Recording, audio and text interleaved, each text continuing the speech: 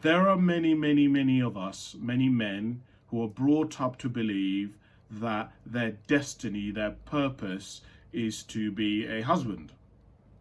And consequently, the role of being a husband has certain responsibilities, and even the role in itself has certain expectations and parameters around it. So there are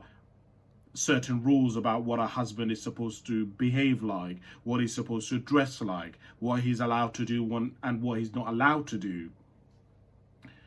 And one of the things that I actually talk about in the book is that what ends up happening for a lot of people is that we end up being trapped by the role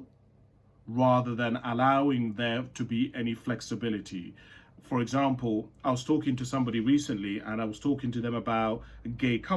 men. And I was saying that one of the issues a lot of gay men have is that many gay men, if those who identify as being a top or a bottom, they cannot, after they've set themselves as being a top or a bottom, when they get into a relationship, what many times will end up happening is that they will feel like they want to experiment, that they want to try something differently. They want a bottom or they want a top, or they want to be submissive or they want to be a little bit dominant. But because they've been confined within the context of the role, it means that they don't end up having to be able to, because the role doesn't allow for that flexibility. And the thing about marriage, which is one of the issues that a lot of people struggle with, is if you're supposed to be the provider and you've